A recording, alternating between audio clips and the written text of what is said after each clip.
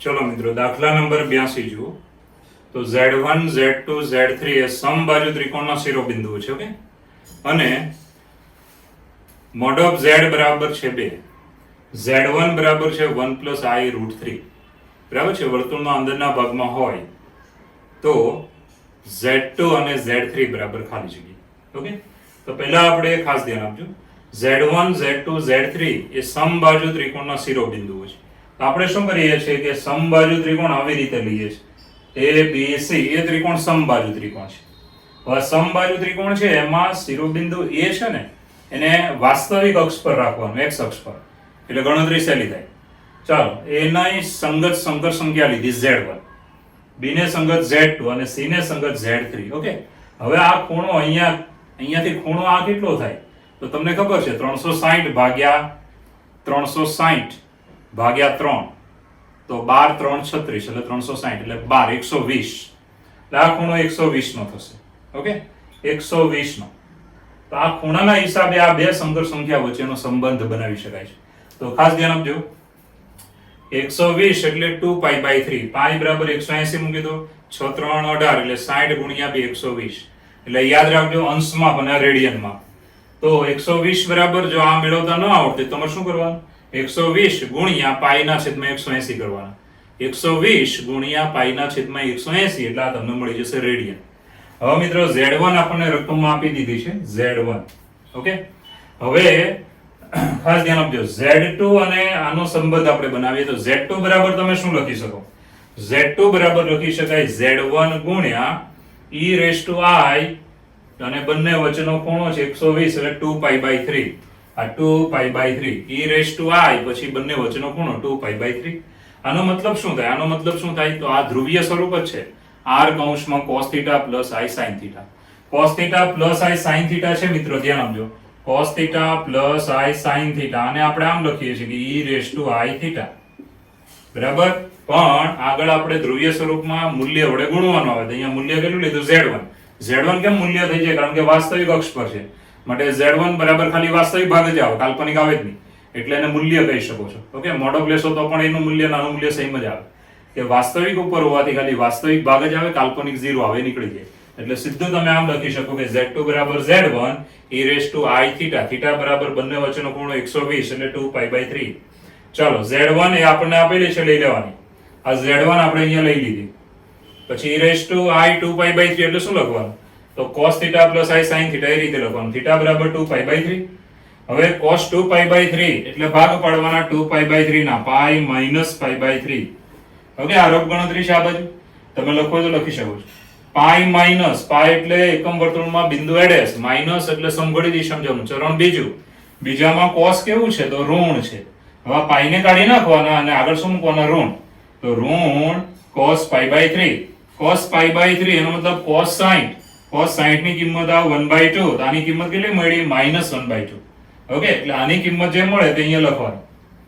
ચલો, sin 2π/3 એની કિંમત, તો ભાગ તો સેમ જ પડવાના, પાઈ માઈનસ ચરણ બીજું, બીજામાં sin કેવું છે પ્લસ, એટલે પાઈ કાઢી નાખવાના અને પ્લસ રાખવાનું. sin π/3 એની કિંમત કેટલી આવે, √3/2, તો એની કિંમત અહીંયા મૂકી દેવાની. sin 2π/3 બરાબર કિંમત મળે √3/2. હવે આ બંને કિંમત મૂક્યા પછી છેદના 2 જુઓ સામાન્ય લઈ લેવાના. પછી આને આગળ લખ્યા, બંને પાછળ લખીએ તો i√3 + 1, અહીંયા i√3 -1. તફાવતના અવયવો યાદ કરો, પહેલા પદનો વર્ગ માઈનસ 1 નો વર્ગ, પહેલા પદનો વર્ગ માઈનસ 1 નો વર્ગ. ઓકે, ચાલો, 1 નો વર્ગ 1 જ આવશે, i² એટલે -1, આ થયા -4 ભાગ્યા 2 એટલે -2. આ આપણને Z2 મળી ગઈ -2. આવી રીતે Z3 લાવીએ તો Z3 એનો ખૂણો કેટલો બને વિચારો, Z3 અહીંયા છે, તો મિત્રો આનો ખૂણો આમ ફરીને બનાવવાનો, ડાયરેક્ટ નહીં બને નાખવાનો, નીચેથી નહીં લેવાનું, ઉપરથી જ લેવાનું. તો Z1 ગુણ્યા e⁻i, આ 2π/3 હતું 120, એના ડબલ કરવાનું, એટલે કે 2 ગુણ્યા 2π/3. ચાલો, Z1 આપણી જે હતી તે અહીંયા લઈ લેવાની, Z1 બરાબર છે, અને અહીંયા 2π/3 ગુણ્યા 2 એટલે 4π/3, તો અહીંયા થાય cos 4π/3 + sin + i sin 4π/3. આનો ભાગ કેવો પડે, પાઈ પ્લસ π/3, પાઈ પ્લસ એટલે નીચે આવવાનું, ચરણ ત્રીજું, જેમાં cos sin બંને ઋણ છે, તો cos π/3 1/2 આવે તો ત્રીજા ચરણમાં -1 આવે, sin પાઈ બાય 3 √3/2 આવે અને ત્રીજા ચરણમાં -√3/2. ઓકે, ચાલો છેદમાંથી બે સામાન્ય અને માઇનસ પણ સામાન્ય લઈએ તો -1/2 કોમન. અહીંયા વધ્યું 1 + i√3 ને આમાં પણ વધ્યું 1 + i√3 એનો વર્ગ થઈ ગયો. વર્ગ એટલે પૂર્ણાંક પદાવલી મૂકી દેવાની, x² + 2xy + y² એવી રીતે. ચાલો i² એટલે -1 -3 એમાંથી 1 કાઢી નાખો -2, બાકી જે આવ્યું તે. ઓકે, -1 આપણે ગુણી કાઢો એટલે તમને આ પદ મળી ગયું જે છે આપણું z3. એનો મતલબ સંકર સંખ્યા z2 z3 મેળવવાની કીધેલી તે આ બંને આપણી આવી. ઓકે, જે છે આન્સર એમાં. તો આજે દોરવાનું છે ને એવું બધું તમારે ટેક્સ્ટ બુકમાં કંઈ આવતું નથી. તમને ખબર જ છે ટેક્સ્ટ બુકમાં કેટલું સહેલું આવે છે. એટલે આવું બધું તમે વિચારજો, કારણ કે જેડબલી ભણો છો અને ગભરાવાની કોઈ જરૂર નથી. મગજ ચલાવ્યા કરજો. મને આવડે નહીં ને આમ નહીં તેવું નેગેટિવ વિચારશો તો આવડશે જ નહીં. પોઝિટિવ વિચારવાનું અને મહેનત કરવાની. જ્યાં ગાડી અડકે ત્યાં સરને પૂછી લેવાનું. પરંતુ તમે જો એક્સક્યુઝ કરશો એનો મતલબ મને નહીં આવડે ને આમ છે ને તેમ છે ને એમાં રહેશો તો જિંદગીભર નહીં આવડે. એટલે યાદ રાખજો, મહેનત કરો, સાહેબ સમજાવે તો સમજવા પ્રયત્ન કરો અને થોડું પોતાનું મગજ ચલાવીને બી જવાબ લાવતા શીખો. ઓકે, જો પહેલા તો આપણે શું આપેલું હતું કે z1 z2 z3 સમબાજુ ત્રિકોણના શિરોબિંદુઓ છે. પછી તમને શું કીધું તો ભાઈ mod of z બરાબર 2 કીધેલા, પણ એનો ઉપયોગ આપણે કર્યો નથી. આગળ વધીએ. પછી z1 બરાબર 1 + i3 છે. તો મિત્રો ધ્યાન આપજો, આ સમબાજુ ત્રિકોણ છે તેને પહેલા આપણે આવી રીતે લઈએ છીએ. તો તમારે મેળવવાનું છે z2 અને z3. સમબાજુ ત્રિકોણને વર્તુળ ની અંતર્ગત લેવાનું, એના શિરોબિંદુ વર્તુળના પરિઘ પર આવી રીતે લઈ લઈએ છીએ. હવે ધ્યાન આપજો, બાકી z સંકર સંખ્યા z ભલે અંદર ગમે તો એનો કોઈ પ્રોબ્લેમ નથી, પણ આ ત્રિકોણ આવી રીતે લીધો ને એમાં આ જે છે z1 એને x અક્ષ એટલે કે વાસ્તવિક અક્ષ પર જ લેવાની, તો દાખલો સહેલો થાય. તો આ ખૂણા જલ્દી બનશે તમારા. મૂલ્ય પણ ઇઝીલી બનાવી શકો છો, કારણ કે સંકર સંખ્યા z1 નું મૂલ્ય z1 જ લઈ શકો અથવા mod of z1 લઈ શકો. બંને જવાબ સરખા કેમ આવે? કારણ કે કાલ્પનિક ભાગ તો 0 છે. ચાલો આ 120 નો ખૂણો આ પણ ધ્યાન આપજો. અહીંયાથી આગળ પાછા આવો તો પાછા 120 વધી જાય 240 અને પાછા અહીંયા સુધી પાછા આવી જાય તો 360 થઈ જાય. ઓકે, તો પહેલા તો 120 એટલે 2π/3 z1 જે રકમ આપેલી છે. હવે આ બંને બનાવવા ને તે મહત્વનું છે કે z2 બરાબર z1 e⁻i 2π/3 એટલે કે z1 મૂકવાનું ને આની જગ્યાએ મૂકવાનું cos 2π/3 + i sin 2π/3 પાઈ -π/3 ચરણ બીજું. બીજામાં cos ઋણ છે, sin પ્લસ છે, એટલે cos ની કિંમત લખવાની -1 આવે, sin ની કિંમત √3/2. સાદરૂપ આપતા તમને આવડે છે. ઓકે, એવી રીતે આમાં બનાવો મિત્રો. તો z2 અને z3 આ બે આપણને સંકર સંખ્યા મળી જાય જે ઓપ્શન એ માં આપેલી છે. ઓકે, ચલો મિત્રો 83મો દાખલો જો 83. થીટાની કઈ કિંમત માટે cos θ + i sin θ ગુણ્યા cos 3θ + i sin 3θ ગુણ્યા cos 5θ + i sin 5θ up to ગુણ્યા cos 2n - 1θ + i sin 2n - 1θ બરાબર 1 થાય. એટલે થીટાની કઈ કિંમત માટે ડાબાનો જવાબ 1 આવે, જમણી બાજુ 1 છે. ઓકે, ચાલો જુઓ. તો પહેલા તો આ સમીકરણ લખી નાખ્યું. ડાબા છે ને = 1 આપણી જબા છે. હવે આવા પદ આવે ત્યારે મેં તમને શીખવાડેલું કે કોસના કોણાંકનો સરવાળો થાય અને સાઈનના કોણાંકનો સરવાળો થાય. અને આપણે આમ લખવાનું થાય, ધ્યાન આપજો કે cos θ + 3θ + 5θ up to 2n - 1 ગુણ્યા θ પ્લસ i ગુણ્યા sin θ + 3θ + 5θ up to 2n - 1 ગુણ્યા θ બરાબર છે = 1, જમણી બાજુ 1. આવી રીતે cos ના એંગલનો સરવાળો પ્લસ i sin ના એંગલનો સરવાળો. હવે આ જે પદ છે ને એનું સાદરૂપ આપણે આપીએ છીએ, જરા ધ્યાન રાખજો. આને આપણે સાદરૂપમાં લઈ જઈએ તો આનું સૂત્ર આવે છે. એ સૂત્ર હું તમને આપી દઉં છું. તો આને પહેલા આપણે નંબર આપી દઈશું. ચાલો આને નંબર 1 આપી દઈએ. હવે ખાસ ધ્યાન આપજો, આ સાદરૂપ જે આપી રહ્યો છું એ તમને આવડતું હોવું જોઈએ કે θ + 3θ + 5θ up to 2n - 1 ગુણ્યા θ. ચાલો આની બરાબર θ કોમન અંદર વધે 1 + 3 + 5 up to 2n - 1 બરાબર છે. θ કોમન લઈ લીધા છે. હવે કોઈ ચોખ્ખી વાત છે, આને સમેશનમાં આપણે લઈ જઈએ છીએ કે i બરાબર, ધ્યાન આપજો, i બરાબર 1 થી n, i બરાબર 1 થી n અને છેલ્લામાં જે છે ને n ની જગ્યાએ i લઈ લેવાનું કે 2i - 1. હવે તમે જ્યારે 1 લેશો તો પહેલું પદ આવી જાય, 2 લેશો તો બીજું આવશે. જો 2 2 4, 4 માંથી જાય તો 3, 3 લેશો તો ત્રીજું પદ આવે, 3 2 6 માંથી 1 જાય એટલે 5. એ રીતે n લેશો તો છેલ્લું આવે. હવે મિત્રો આના સૂત્રમાં આગળ વધીએ તો સમેશન આપણે સેપરેટ આપી શકાય, 2 ગુણ્યા સમેશન i બરાબર 1 થી n i minus summation i બરાબર 1 થી n 1. બંને પદને સમેશન સેપરેટ આપ્યું. હવે આનું સૂત્ર આવી ગયું, i બરાબર 1 થી n તો i બરાબર 1 પ્લસ i બરાબર 2 પ્લસ i બરાબર 3 પ્લસ i બરાબર 4 પ્લસ અપ ટુ i બરાબર n. એટલે પ્રથમ n પ્રાકૃતિક સંખ્યાનો સરવાળો બધાને આવડે. પ્રથમ n પ્રાકૃતિક સંખ્યાનો સરવાળો શું આવે? n/2 n + 1, જે તમે સારી રીતે જાણો છો. અને આ છે 1 તો 1 1 1 1 સરવાળામાં n વખત આવે, 1 + 1 + 1 અપ ટુ 1 કેટલી વખત? n વખત. એટલે 1 ગુણ્યા n એટલે n જ આવે, તો -n. બરાબર છે. હવે આનું સાદરૂપ આપી દઈશું, બે ઉડી જાય અને ગુણી નાખવાના. તો બરાબર આવે થીટા ગુણ્યા કૌંસમાં n² + n - n. ચલો બે ઉડી ગયા છે, +n - n નીકળી જાય એટલે અહીંયા એવું n² ગુણ્યા થીટા. હવે જે આમ મળ્યું છે ને એને નંબર 1 માં મૂકી દઈશું ને 1 માં મૂકતા ચાલો સમીકરણ 1 માં આને મૂકી દઈશું તો આપણું સમીકરણ આ પ્રમાણે આવશે. ધ્યાન આપજો.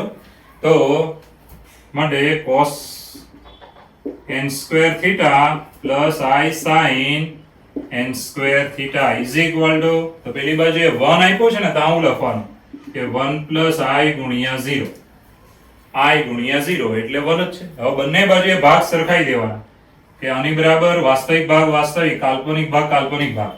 માટે આવે cos n² theta is equal to 1 અને sin n² theta is equal to 0. હવે cos ની કિંમત 1 અને sin ની કિંમત 0 હોય તો તમને ખબર છે કે એકમ વર્તુળમાં કયું બિંદુ આવે? તો તમે જાણો જ છો, એકમ વર્તુળમાં આ બિંદુ આવે જ્યાં બેકી સંખ્યામાં પાય આવે. cos ની કિંમત 1 હોય, sin ની કિંમત 0 હોય એટલે બેકી સંખ્યામાં પાય. ઓપ્શનમાં જોઈએ તો એમાં r આપેલું છે એટલે આપણે r નો ઉપયોગ કરવાનો. તો માટે n² થીટા બરાબર 2 pi r. r is belongs to z. બરાબર છે, પૂર્ણાંક છે કોઈ બી. તો મિત્રો ખાસ ધ્યાન આપજો, z ની જગ્યાએ z માં i પણ લખાય, ઇન્ટીજર એટલે પૂર્ણાંક i પણ લખે છે. એટલે અહીંયા લખો તો r is belongs to capital I, integer એટલે પૂર્ણાંક. ચાલો આનામાંથી થીટા ને કરતા બનાવે તો થીટા બરાબર 2 pi r છેદમાં n². તો મિત્રો આ થઈ ગયો આપણો જવાબ. ચલો મિત્રો દાખલો ફરીવાર જુઓ. થીટાની કઈ કિંમત માટે આ સમીકરણ બરાબર 1 થાય? તો આવા સમીકરણ માટે મેં ચોખ્ખું કીધું કે ગુણાકારમાં પદ છે માટે cos ના કોણાંકનો સરવાળો પ્લસ i sin ના કોણાંકનો સરવાળો. બરાબર છે, એટલે કોણાંક તો બંનેમાં સરખો જોઈએ. ઓકે, ચાલો હવે આ જે પદ આવ્યું ને તેનું સાદરૂપ જુઓ. Theta plus 3 theta plus 5 theta up to 2n - 1 ગુણ્યા થીટા. થીટા સામાન્ય અને સમેશન સ્વરૂપે લખી કાઢવાનું. સમેશન i બરાબર 1 થી n. આ n ની જગ્યાએ i લઈ લેવાનો. i એટલે 2i - 1. હવે i બરાબર 1 લેશો એટલે પહેલું આવે, 2 લેવાથી બીજું આવે, n લેવાથી છેલ્લું આવે. સમેશન સેપરેટ આપ્યું. હવે આની કિંમત તમને ખબર છે કે પ્રથમ n પ્રાકૃતિક સંખ્યાનો સરવાળો n/2 n + 1. 1 1 1 1 n વખત સરવાળામાં આવે તો 1 ગુણ્યા n એટલે n જ આવે. ચાલો સાદરૂપ આપીને તમે અહીંયા સુધી આવી શકો છો. આને આમાં મૂકી દઈએ. એમાં મૂક્યું અને જમણી બાજુ જે 1 છે ને, જમણી બાજુનો 1 એની જગ્યાએ શું લખવાનું? એની જગ્યાએ લખવાનું 1 + 0 ગુણ્યા, એટલે સરખાવવાથી તમને વાસ્તવિક ભાગ મળ્યા, કાલ્પનિક ભાગ મળી ગયા.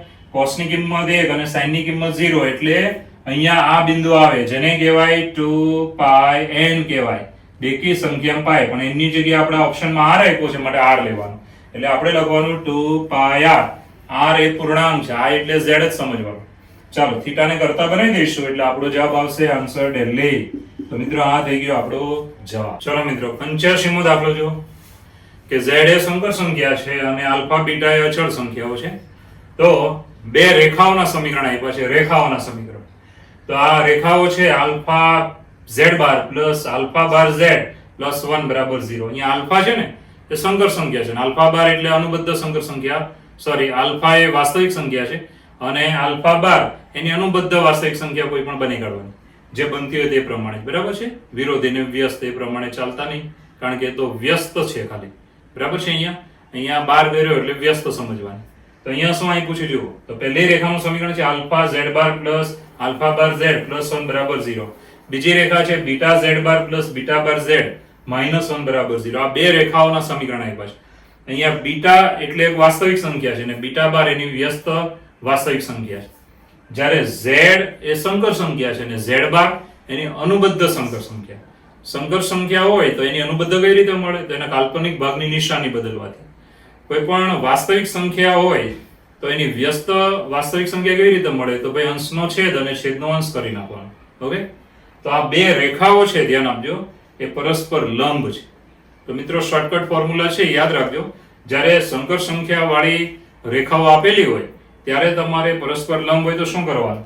તો પરસ્પર લંબ હોય તો ખાસ ધ્યાન આપજો, ક્રોસ ગુણાકારમાં તમારે જવાનું. આવી રીતે આ બંનેને ગુણવાના, એવી રીતે આ બંનેને ગુણવાના, ખાલી વાસ્તવિક સંખ્યા વાળા જ ભાગ ગુણવાના અને સરવાળો કરી દેવાનો. તો અહીંયા આવશે, ધ્યાન આપજો, આલ્ફા, ચાલો આલ્ફા બીટા બાર, આ બંનેને ગુણ્યા, ધ્યાન આપજો. પછી આ બંનેને ગુણવાના કે ભાઈ બીટા આલ્ફા બાર, આ બંનેને ગુણ્યા અને બંનેનો સરવાળો કરો તો હંમેશા 0 થવું જોઈએ. તો પ્લસ બરાબર 0. જો આવી રીતે 0 થઈ જતો હોય ને તો પરસ્પર લંબ હોય જ. અહીંયા તમને એમ કીધું છે લંબ છે માટે આનો સરવાળો શું લેવાનો? 0 લેવાનો. આ શોર્ટકટ યાદ રાખવાનું. આ આપણો જવાબ થશે મિત્રો. બરાબર, આને આવી રીતે લખી શકો કે આલ્ફા બીટા બાર પ્લસ આલ્ફા બાર બીટા બરાબર 0. ખાલી આ બંને નામ ફેરવીને લખવાનું કે આ થઈ ગયો આપણો જવાબ. ચલો મિત્રો 87 માં દાખલાની રકમ જુઓ. શું આપી છે? જો zr is equal to cos 2r pi છેદમાં 5 plus I sin 2r pi છેદમાં 5, r બરાબર 0 1 2 3 4, તો z1 ગુણ્યા z2 ગુણ્યા z3 ગુણ્યા z4 ગુણ્યા z5 બરાબર, તો z0 ગુણ્યા z1 ગુણ્યા z2 ગુણ્યા z3 ગુણ્યા z4 ગુણ્યા z5 બરાબર ખાલી જગ્યા. ઓકે, ચલો મિત્રો અહીંયા રકમમાં જુઓ ફરી વખત શું આપ્યું છે તે. આપણને બે વસ્તુ આપી, એક પક્ષ અને બીજો સવાલ. તો 87 માં દાખલાનો પક્ષ શું છે કે zr is equal to cos, ધ્યાન આપજો, cos 2r pi છેદમાં 5 plus I sin 2r pi r pi છેદમાં 5, r બરાબર 0 1 2 3 4 સુધીની સંખ્યા છે. ઓકે, હવે મિત્રો ખાસ ધ્યાન આપજો, z1 z2 z3 z4 z5 આનો આપણે ગુણાકાર કેટલો થાય તે મેળવવાનો છે. તો આપણે પહેલા પદ બનાવી નાખીએ તો બરાબર કેવો આવશે જુઓ.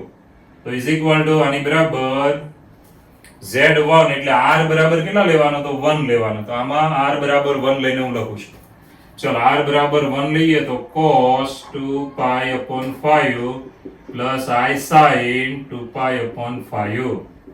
ચલો આમાં આપણે શું લીધું? z1 એટલે r બરાબર 1 લીધો. હવે મિત્રો z2 એટલે આમાં r બરાબર 2 લેવાના. ચાલો 2 લેશો એટલે કેટલા થાય? તો 2 2 4 2 2 4. તો અહીંયા આવશે z2 બરાબર cos 4 pi upon 5 plus I sin 4 pi upon 5. ચાલો z2 બની ગયો. હવે મિત્રો z3 એટલે r બરાબર 3 લેશો કેટલા થાય? 3 2 6 3 2 6. તો અહીંયા આવશે cos 6 pi upon 5 plus I sin 6 pi upon 5. ચાલો પછી z આવશે, ધ્યાન આપજો, 4, z4. તો r બરાબર 4 લેશો એટલે 4 2 8 4 2 8.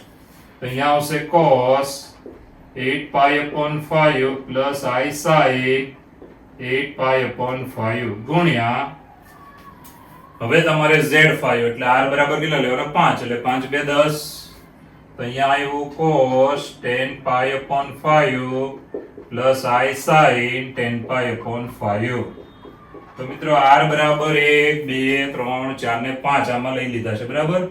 એનો મતલબ એવો થયો કે r બરાબર તમારી સંખ્યા અહીંયા તમારે 5 સુધી તમે લઈ શકો છો. એટલે શરતમાં આપણે કરેક્શન કરીએ તો r બરાબર 5 સુધી તમે લઈ શકશો. ઓકે, રકમમાં કીધું છે એટલા તો લેવા જ પડશે. હવે મિત્રો આપણે જોઈ શકાય કે આ બધા ગુણાકારમાં છે. ગુણાકારમાં હોય અને cos θ plus I sin θ વાળા જ બધા પદ હોય ત્યારે તમારે શું કરવાનું કે cos બધાના એંગલનો સરવાળો એટલે કોણાંકનો સરવાળો, એ રીતે plus I sin કોણાંકનો સરવાળો, તો એ રીતે આપણે લખીશું. તો is equal to cos, ચાલો કોણાંકનો સરવાળો 2 pi by 5 plus 4 pi by 5 plus 6 pi by 5 plus 8 pi by 5 plus 10 pi by 5. તો આ કોણાંકનો શું કર્યો? મેં સરવાળો કર્યો. એ રીતે સાઇનમાં કરવાનો.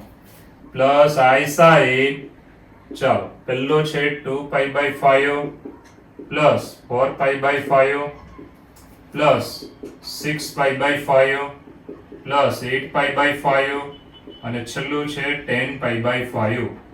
આ રીતે કોણાંકનો આપણે સરવાળો કરવાનો. હવે બધાનો છેદ સરખો છે એટલે અંશનો સરવાળો થાય. તો કેટલો થશે આમ ગણી લેવાનો. 2 ને 4 6, 6 ને 6 12, 12 ને 8 20, 20 અને 10 30. તો અહીંયા થયા cos 30 પાઈ ના છેદમાં 5. ચાલો 30 પાઈ upon 5 પ્લસ i sin એમાં પણ એટલો થશે 30 પાઈ છેદમાં 5. હવે મિત્રો ભાગ ચાલે ચલાવી દેવાનો. 5 6 30 એટલે cos 6 pi plus i sin 6 પાઈ. હવે આ 6 પાઈ એટલે તમને ખબર હોવી જોઈએ કે ધ્યાન આપજો, એકમ વર્તુળમાં યાદ રાખવાનું બેકી સંખ્યામાં પાઈ આવે એટલે બિંદુ આવે a 6 પાઈ બરાબર. એના યામ કેવા આવે તો તમને ખબર છે કે ભાઈ એના યામ 1 0 આવે એટલે cos ની કિંમત ધ્યાન આપજો cos 6 પાઈ બરાબર 1 અને sin ની કિંમત થાય sin 6 પાઈ બરાબર 0. તો cos 6 પાઈ ધ્યાન આપજો 6 પાઈ એટલે બિંદુ a, ત્યાં યામ આવે 1 0, cos ની કિંમત 1 આવે, sin ની કિંમત 0 એટલે cos 6 પાઈ બરાબર 1, sin 6 પાઈ બરાબર 0. તો મિત્રો cos ની કિંમત આપણે મૂકી દઈએ cos 6 pi is equal to 1 અને sin 6 pi is equal to 0. 0 ગુણ્યા ગમે તે નીકળી જાય. આનો જવાબ આપણો કેટલો આવ્યો તો 1. આ છે આપણો જવાબ. ઓકે, ચલો મિત્રો ફરીવાર એકવાર જોઈ લો, રિપીટ કરીએ કે zr બરાબર cos 2r pi upon 5 plus i sin 2r pi upon 5. તો તમારે મેળવવાનું છે z1 થી z5 એટલે આ જે શરત આપી ને તેમાં કરેક્શન છે. એમાં તમારે છે ને રકમમાંથી આ 0 કાઢી જ નાખવાનો છે કે r બરાબર કેટલા, તો r બરાબર 1 થી 5 આવી રીતે દાખલો ગણવાનો છે. ઓકે, તો z1 આ સવાલ પ્રમાણે જોવાનું 1 થી 5, તો અહીંયા r બરાબર 1 થી 5 જોવા જોઈએ એટલે એ કરેક્શન છે. તો z1 z2 z3 z4 z5 r બરાબર 1 લઈને આ લખો, r બરાબર 2 લઈને લખો, આવી રીતે r બરાબર 5 લઈને લખો. હવે આ બધા ગુણાકારમાં છે ને cos θ plus i sin θ પ્રમાણે જ બધા પદ છે માટે cos તો cos ના એંગલનો સરવાળો પ્લસ i sin sin ના એંગલનો સરવાળો. આ ટોટલ થયું 30 છેદનો છેદ અંશનો સરવાળો 30 પાઈ છેદમાં 5 સેમ ટુ સેમ 5 6 30. હવે cos 6 પાઈ ની કિંમત થઈ 0 અને સોરી cos 6 પાઈ ની કિંમત થઈ 1 અને sin 6 પાઈ ની કિંમત થઈ 0. કેમ આવું થયું? તો કારણ કે એકમ વર્તુળમાં મિત્રો 6 પાઈ એટલે બેકી સંખ્યામાં પાઈ છે જે બિંદુ આવશે a. આ બિંદુના યામ આવે 1 0. 1 એ cos ની કિંમત છે અને 0 એ sin ની કિંમત છે એટલે કે cos 6 પાઈ બરાબર 1 આવે અને sin 6 પાઈ બરાબર 0 આવે. એટલે આપણે અહીંયા મૂકી દેવાનું cos 6 પાઈ બરાબર 1 sin 6 પાઈ બરાબર 0. ચાલો 1 પ્લસ i ગુણ્યા 0, i ગુણ્યા 0 નીકળી જાય. કેટલો જવાબ આવ્યો? 1. તો આ થઈ ગયો આપણો જવાબ. ચલો મિત્રો 89 માં દાખલાની રકમ જુઓ. log નો આધાર છે 1/2 mod of z square plus 2 mod of z plus 4 છેદમાં 2 mod of z square plus 1 less than 0. તો z વડે અંતરાતો પ્રદેશ શોધો. બરાબર છે, z વડે અંતરાતો પ્રદેશ એટલે z ની કિંમત જ, બીજું કંઈ નહીં. કે z ની કિંમત કેવી છે, કયા ભાગમાં છે એ આપણે શોધવાનું છે. ઓકે, તો મિત્રો પહેલા તો મેં તમને નિયમ ભણાવ્યો તો યાદ કરજો કે log નો આધાર 1 થી નાનો હોય ત્યારે આપણે આ પદને ફેરવવો હોય તો કઈ રીતે ફેરવવાનું. તો આ નિયમ તમારે મગજમાં રાખવાનો. ધારો કે log નો આધાર a છે, અહીંયા x છે અને અહીંયા અસમતા તમને આપી છે ધારો કે y આ બાજુ છે. તો આવું હોય અને અહીંયા a ની કિંમત જો 1 થી નાની હોય તો આ પદને આપણે ફેરવી નાખવાનું આવી રીતે કે x is greater than a ની y ઘાત. આવી રીતે મિત્રો ફેરવવાનો. નિયમ બધા મોઢે કરી નાખવાના છે. બરાબર છે. ઇન શોર્ટ તમારે યાદ રાખવાનું કે જો આધાર 1 થી નાનો હોય, 0 અને 1 ની અંદર હોય ને ત્યારે આવું કરવાનું. 0 થી તો મોટો જ હોય પણ આધાર 1 થી નાનો હોય, 0 થી તો મોટો જ હોય પરંતુ 1 થી નાનો હોય ત્યારે તમારે લખવાનું ઘટક, પછી અસમતા બદલી નાખવાની, આધારની ઘાત, સામેવાળું પદ છે ઘાતમાં લઈ લેવાનું, આધારની ઘાતમાં લઈ લેવાનું. તો યાદ રાખજો આધાર 0 અને 1 ની વચ્ચે હોય એનો મતલબ આધાર 1 થી નાનો હોય ત્યારે ઘટક, પછી અસમતા બદલી નાખવાની અને આધારની ઘાતમાં સામેવાળું પદ લઈ લેવાનું. ઓકે, આવી રીતે આપણે આને ફેરવીએ કારણ કે આધાર 1 થી નાનો છે માટે આવશે mod of z square plus 2 mod of z plus 4 છેદમાં 2 ગુણ્યા mod of z square plus 1 less than નું શું કરવાનું? greater than. પછી આધારની ઘાત એટલે 1/2 ની 0 ઘાત. ચાલો 1/2 ની 0 ઘાત. 1/2 ની 0 ઘાત એટલે 1 માટે આવશે mod of z² પ્લસ 2 ગુણ્યા mod of z પ્લસ 4. ચાલો છેદમાં 2 ગુણ્યા mod of z² પ્લસ 1. 1/2 ની 0 ઘાત એટલે 1. હવે છેદ પેલી બાજુ લઈશું. therefore mod of z² plus 2 ગુણ્યા mod of z plus 4 greater than 2 ગુણ્યા mod of z² પ્લસ 1. હવે મિત્રો આગળ વધીએ તો આ બાજુના બધા પદ જમણી બાજુમાં લઈએ તો માટે આવશે 0 ગ્રેટર ધેન. હવે તમે જુઓ તો અહીંયા 2 છે, એમાંથી આ 1 નીકળી જાય તો એક પદ વધે mod of z². પછી આ પદ પેલી બાજુ ગયું એટલે માઈનસ 2 ગુણ્યા mod of z. પછી 4 પેલી બાજુ જાય એટલે -4. આ એક કાઢી નાખો એટલે -3. હવે આ પદ જે આ છે ને એને આમ ફેરવીને લખીએ છીએ, આમ ફેરવી નાખવાનું. ઓકે, તો માટે આવશે mod of z² -2 ગુણ્યા mod of z -3 less than 0. જો આની બાજુ લેસ ધેન રહેવું જોઈએ, બરાબર, લેસ ધેન એટલે આ જે પદ છે એની બાજુ લેસ ધેન. હવે આના અવયવ પડી જાય 3 × 3, 3 માંથી 1 જાય તો 2. તો આવા અવયવ પડશે મિત્રો mod of z -3 ગુણ્યા mod of z પ્લસ 1. 3 × 3 ધ્યાન આપજો, 3 માંથી 1 જાય તો 2 છે જ. હવે આ જે પદ છે ને એ પોઝિટિવ છે. હવે આ બંનેનો ગુણાકાર છે એ નેગેટિવ છે. જો લેસ ધેન 0 એટલે નેગેટિવ છે, પરંતુ આ પદ તો પોઝિટિવ છે માટે આ પદ કેવું થાય? નેગેટિવ. માટે mod of z -3 less than 0. એનું કારણ આપી દેવાનું, કારણ કે mod of z plus 1 greater than 0 છે. એનો મતલબ ઋણ ગુણ્યા ધન. ઋણ ગુણ્યા ધન એટલે ઋણ, અને ઋણ એ 0 થી કેવું હોય? નાનું હોય. ઓકે, એટલે આ ઋણ છે. ચાલો 3 ને પેલી બાજુ લઈ લઈશું માટે mod of z less than 3. તો મિત્રો આ આપણને જવાબ મળી ગયો. z ની કિંમત, z માટે પ્રદેશ કેવો છે, z ની કિંમત કેવી છે? તો z ની કિંમત કેવી છે? તો ભાઈ ધ્યાન આપજો, 3 થી નાની છે. ઓકે, આ આપણા ઓપ્શન નો જવાબ છે મિત્રો, ઇઝ ધ આન્સર. ચાલો હવે ફરીવાર એકવાર જોઈ લો કે આપણો પહેલો નિયમ છે મિત્રો કે log, આધાર અને અસમતા આપી હોય વચ્ચે ત્યારે શું કરવાનું કે log નો આધાર 1 થી નાનો હોય તો તમારે લખવાનું ઘટક, અસમતા બદલી નાખવાની, આ અસમતા બદલાય એટલે બદલી નાખવાની, એનો મતલબ લેસ ધેન નું ગ્રેટર ધેન કરવાનું. પછી આધારની ઘાતમાં સામેવાળું પદ લખવાનું. અહીંયા યાદ રાખજો, આધાર 1 થી નાનો હોય તો જ આમ કરવાનું, 1 થી મોટો હોય તો અસમતા જે હોય ને તે જ રાખવાની.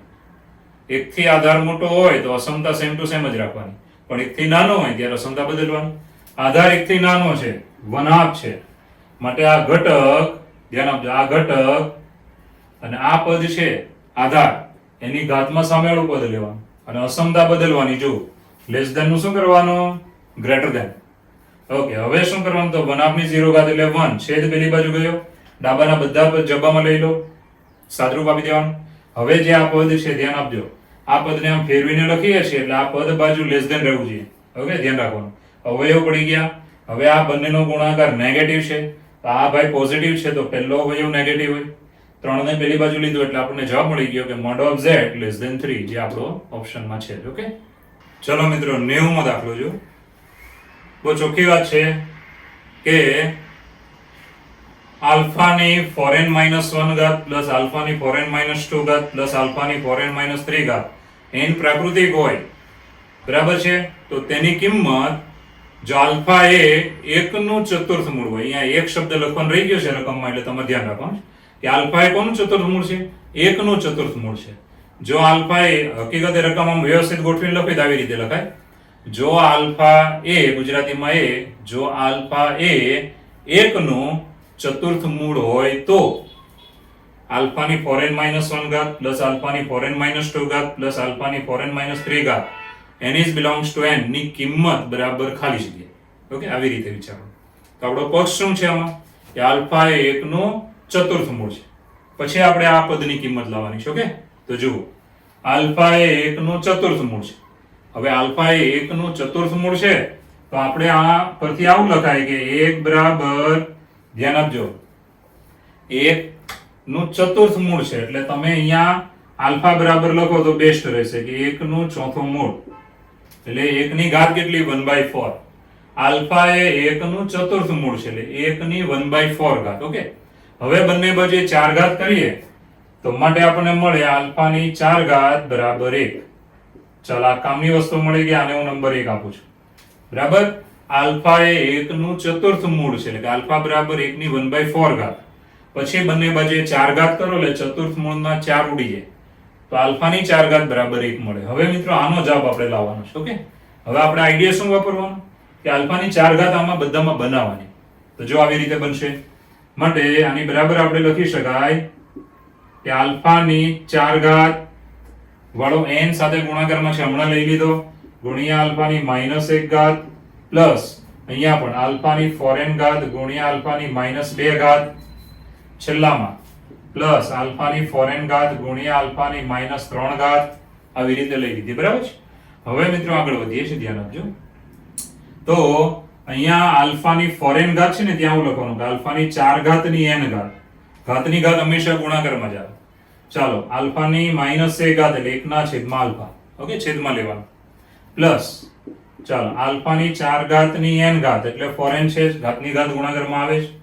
ચાલો 1 ના છેદમાં આલ્ફા નો વર્ગ પ્લસ ચાલો આમાં પણ એવું કરીએ કે ભાઈ આલ્ફા ની 4 ઘાત ની n ઘાત અને 1 ના છેદમાં આલ્ફા ની 3 ઘાત આવી રીતે. હવે આલ્ફા ની 4 ઘાત જે તમને દેખાય ને એની જગ્યાએ 1 લખવાનો. 1 તો બરાબર 1 ની n ઘાત ગુણ્યા 1 ના છેદમાં આલ્ફા પ્લસ 1 ની n ઘાત ગુણ્યા 1 ના છેદમાં આલ્ફા સ્ક્વેર પ્લસ 1 ની n ઘાત ગુણ્યા 1 ના છેદમાં આલ્ફા ની 3 ઘાત. કારણ કે નંબર 1 હવે 1 ની મિત્રો ગમે તેટલી ઘાત 1 જ આવે એટલે 1 વાળું પદ જ નીકળી જાય. શું વધ્યું? 1 ના છેદમાં આલ્ફા પ્લસ 1 ના છેદમાં આલ્ફા સ્ક્વેર પ્લસ 1 ના છેદમાં આલ્ફા ની 3 ઘાત. ઓકે, હવે આપણે લસા લેવાનું. તો બહુ ચોખ્ખી વાત છે. લસામાં તમે લેશો તો શું અહીંયા વિચારી શકો તો ભાઈ 1 2 ને 3 એટલે તમારે 6 નો લસા થાય આલ્ફા ની 6 ઘાત. તો વિચારવાનું આલ્ફા ની 6 ઘાત અહીંયા તમે કેવી રીતે લાવી શકો, અથવા એવું નહીં વિચારતા આપણે તો તમારે આવું બનાવવાનું એટલે તમને ફાયદો થશે. છેદમાં 4 ઘાત બની નાખવાની. તો આ બે રસ્તા છે, એમાં બનાવવાનો રસ્તો છે ને એ સહેલો છે. ચાલો અહીંયા 4 ઘાત લાવી હોય તો શું કરવું પડે? ઉપર નીચે 3 ઘાત વડે ગુણવું પડે. તો આલ્ફા ની 3 ઘાત છેદમાં આલ્ફા ની 4 ઘાત. ઓકે, અહીંયા મારે 4 લાવી હોય તો 2 વડે ગુણવું પડે. આલ્ફા ની 2 ઘાત છેદમાં આલ્ફા ની 4 ઘાત. ચાલો અહીંયા મારે છેદમાં 4 લાવી હોય તો આલ્ફા વડે ગુણવું ભાગવું પડે. આલ્ફા છેદમાં આલ્ફા ની 4 ઘાત. હવે આલ્ફા ની 4 ઘાત એટલે કેટલા લખવાના? 1. તો બરાબર આવશે આલ્ફા ની 3 ઘાત છેદમાં 1 આલ્ફા ની 2 ઘાત છેદમાં 1 અને આલ્ફા ના છેદમાં 1. કારણ કે નંબર 1. હવે આપણી પાસે પદ આવી ગયું મિત્રો. હજુ પણ આપણો દાખલો આગળ ચાલશે, ધ્યાન આપજો. હજુ પણ આ જેડબલ છે એટલે તમારે બુદ્ધિ તો વાપરવી જ પડશે. ગુજરાત બોર્ડની ટેક્સ્ટ બુક જેવું નથી મિત્રો, આમાં બુદ્ધિ વધારે વાપરવાની આવે. હવે તમારી ગાડી અહીંયા અટકશે એટલે તમારે પાછું શું વિચારવાનું કે આનું સૂત્ર બનાવવા તરફ જવું પડશે. હવે તમે ઘનનું સૂત્ર નાના ધોરણમાં ભણ્યા છો, ઘન. તો જરા ધ્યાન આપજો. કયું સૂત્ર? કે x ની 3 ઘાત માઈનસ y ની 3 ઘાત. આવું સૂત્ર તમારે આવતું યાદ હોય તો. પણ અવયવ કેવા પડતા હતા યાદ છે કે ભાઈ x માઈનસ y બીજા કૌંસમાં x² plus xy plus y². તો મિત્રો આ સૂત્ર જે છે એ પ્રમાણે વિચારવાનું. તો ખાસ ધ્યાન આપજો કે આ જે પદ છે આપણી પાસે, ધ્યાન આપજો, x² plus xy plus y². બરાબર છે. તો આપણે આ સૂત્ર પ્રમાણે હું આલ્ફામાં એક પદ લખું છું. જો તો માટે એમ કહી શકાય કે 1 માઈનસ આલ્ફા ની 3 ઘાત હોય, 1 ની 3 ઘાત એટલે 1 જ આવે. 1 માઈનસ આલ્ફા ની 3 ઘાત હોય તો શું થાય? તો આવું થાય કે 1 માઈનસ આલ્ફા બીજા કૌંસમાં 1 plus alpha plus alpha square. હવે તમારી પાસે અહીંયા ધ્યાન આપજો, આ જે પદ છે ને 1 પ્લસ આલ્ફા સ્ક્વેર એવું તમે અહીંયા લાવી શકો છો. આવું લાવવું હોય તો મારે શું કરવું પડે? તો પહેલા આલ્ફા હું સામાન્ય લઈશ. ધ્યાન આપજો, આલ્ફા સામાન્ય લીધો તો શું વધ્યો?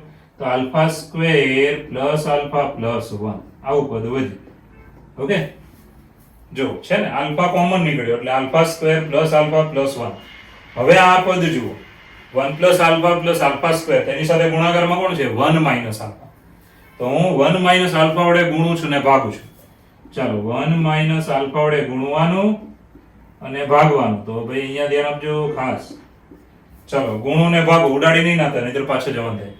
તો શું કર્યું? ફરી વખત કે ઘનનું સૂત્ર જે આપણા નાના ધોરણમાં આવી ગયું તે પ્રમાણે 1 માઇનસ આલ્ફાની 3 ઘાત એના અવયવ આવવા પડે છે. એમાં 1 પ્લસ આલ્ફા સ્ક્વેર એવું અહીંયા બને છે. જો કઈ રીતે બનશે, તો આલ્ફા કોમન લેવાથી આ આવી ગયું ને, સેમ ટુ સેમ જ છે. જો તેની સાથે ગુણાકારમાં કોણ છે, 1 માઇનસ આલ્ફા ગુણવાનું ને ભાગવાનું. હવે આનું સૂત્ર બનાવી નાખવાનું છે, અહીંયા મેં લખ્યું છે. ચાલો એ સૂત્ર બની જશે, ધ્યાન રાખજો. તો is equal to alpha into, ચાલો સૂત્ર બની જાય એટલે શું આવ્યું, 1 માઇનસ આલ્ફાની 3 ઘાત છેદમાં 1 માઇનસ આલ્ફા. આ સૂત્ર બની ગયું ઘનનું. ઓકે, જે લખ્યું તેવું સેમ ટુ સેમ જ. હવે મિત્રો આલ્ફાને અંદર ગુણી નાખીએ તો આલ્ફા માઇનસ આલ્ફાની 4 ઘાત છેદમાં 1 માઇનસ આલ્ફા. આલ્ફાની 4 ઘાત બરાબર શું, તો 1 વડે 1, તો ત્યાં 1 લઈ લઈશું. આલ્ફા માઇનસ 1 કારણ કે નંબર 1.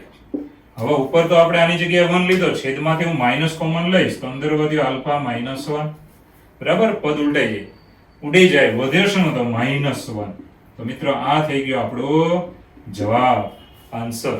ઓકે, તો જોઈ લો ફરી વખત રકમ કઈ રીતે ગોઠવીને આપવી જોઈએ હું બોલું છું કે જો આલ્ફા એ 1 નું, એકડે 1 રકમમાં છાપ્યો નથી પણ આપણે લખી નાખવાનું. જો આલ્ફા એ 1 નું ચતુર્થ મૂળ હોય તો આલ્ફાની 4n-1 ઘાત પ્લસ આલ્ફાની 4n-2 ઘાત પ્લસ આલ્ફાની 4n-3 ઘાત n is belongs to n ની કિંમત ખાલી જગ્યા છે. ઓકે, તો પક્ષ અહીંથી શરૂ થાય કે આલ્ફા એ 1 નું ચતુર્થ મૂળ છે માટે આલ્ફા બરાબર 1 ની 1/4 ઘાત માટે આલ્ફાની 4 ઘાત બરાબર 1. આને નંબર 1 આપી દીધો. હવે આ પદ લખવાના જે આપણો સવાલ છે કે એની બરાબર ખાલી જગ્યા. તો આને આપણે આવી રીતે ભાગ પાડી દેવાનો કે આલ્ફાની 4n ઘાત ગુણ્યા આલ્ફાની -1 ઘાત, એવી રીતે આમાં અને એવી રીતે આમાં. આલ્ફાની 4n ઘાત બધામાં છે ને, તો એમાં શું કર્યું કે આલ્ફાની 4 ઘાત ને એની n ઘાત એવી રીતે લખી દેવાનું. અને આ જે નેગેટિવ ઘાત આલ્ફાની દેખાય છે -1 -2 -3 એને છેદમાં લેવાથી પોઝિટિવ. તો 1 આલ્ફા આની જગ્યાએ લખવાનું, અહીંયા લખવાનું 1 આલ્ફા સ્ક્વેર ને અહીંયા લખવાનું 1 આલ્ફા ક્યુબ. હવે મિત્રો આલ્ફાની 4 ઘાત બરાબર 1 લઈ લેવાનો કારણ કે નંબર 1 ની ગમે તેટલી ઘાત એક જ આવે એટલે 1 alpha 1 alpha square 1 alpha cube આ ત્રણ એમનેમ રહેશે. હવે અહીંયા આઈડિયા પાછો છે, ધ્યાન આપજો. આ બીજો આઈડિયા તમારો, પહેલો આઈડિયા તો આ જે શરૂઆત કરી રીતે, બીજો આઈડિયા તમારો અહીંયા કે નીચે 4 ઘાત બની નાખવાની એટલે 1 થઈ જાય. તો આલ્ફા હોય તો 3 ઘાત વડે ગુણવાનું, સ્ક્વેર છે 2 ઘાત વડે ગુણો, 3 ઘાત છે તો 1 આલ્ફા વડે જ ગુણો એટલે છેદમાં 4 ઘાત થઈ ગઈ. 4 ઘાત આલ્ફાની 4 ઘાત એટલે 1 લઈ લેવાનું એટલે આવું પદ આવી ગયું. હવે અહીંયાથી પાછું તમારે વિચારવું પડે કે હું આલ્ફા કોમન લઈ લઈશ તો શું વધ્યું, alpha square plus alpha plus 1. હવે અહીંયાથી તમારી ગાડી પાછી અટકશે એટલે અહીંયા ત્રીજો આઈડિયા કે 1 માઇનસ આલ્ફા વડે ગુણવાનું અને ભાગવાનું. હવે આ સૂત્ર બની ગયું છે ઘનના સૂત્ર પ્રમાણે છે, બરાબર. એટલે 1 ની 3 ઘાત 1 માઇનસ આલ્ફાની 3 ઘાત, તો અહીંયા આવી ગયું. હવે આલ્ફા વડે ગુણી નાખવાનું, બંનેને ગુણી નાખવાના, આલ્ફાની 4 ઘાત આવી ગઈ તો એનો પાછો પક્ષ આવી ગયો 1. હવે છેદ અને આ પદ આવ્યું ને તે ઉલટું છે એટલે આમાંથી -12 લઈ લેવાનું. હવે આ બંને ઉડી જાય, શું જવાબ વધ્યો, -1. તો આવા દાખલા મહત્વના હોય છે, મગજમાં રાખવાના. ઓકે.